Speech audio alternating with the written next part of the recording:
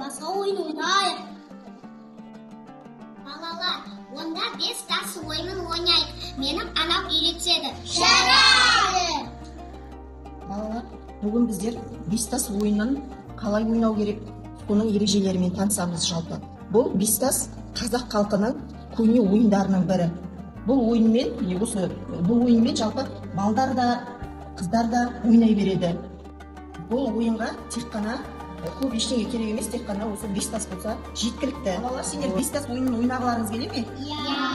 Ендеше осы 5 тас ойынын қалай ойнау керек жөнінде сіздермен ережелермен таныстырайын бірінші, сосын барып ойнап көрсетемін. Балалар, олай болса бәріміз мұқият қараймыз. Бірінші 5 тасты лақтырып жібереміз. Келесі бір тасты қолымызға аламыз да, тасты лақтырып, жердегі тасты жылдамдықпен қолымызға іліп алып, келесі лақтырған тасымызды қағып алуымыз керек.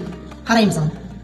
Бір тасты қағып алдық, қолымызға тасымызды жинаймыз. Екінші тасты қағып алдық, қолымызға тасты жинаймыз. Мына тасты лақтырғаннан кейін мына жердегі тасты тезірек іліп алуымыз керек қолымызға.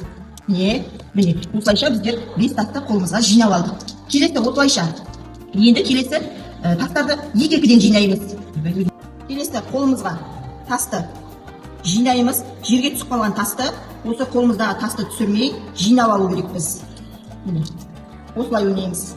Балалар, біздің келесі ойынымыз көпірден өту деп аталады. Бұл екі саусақтан көпір жасау арқылы 5 тасымызды шашып жіберіп, бір тасымызды қолымызға аламыз да, лақтыру арқылы келесі тастарды мына қолымыздың астынан өткізіп отырамыз. Осылай 5 тасымызды, 4 тасымызды көпірден өткіземіз.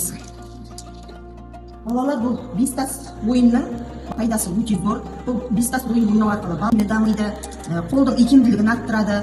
5 тас ойнау арқылы бала анау жүйесін, есепке деген қабілетін арттырады, ауызбіршілігін арттырады, балалармен кейін кезек күтуін, шыдамдылыққа үйретеді.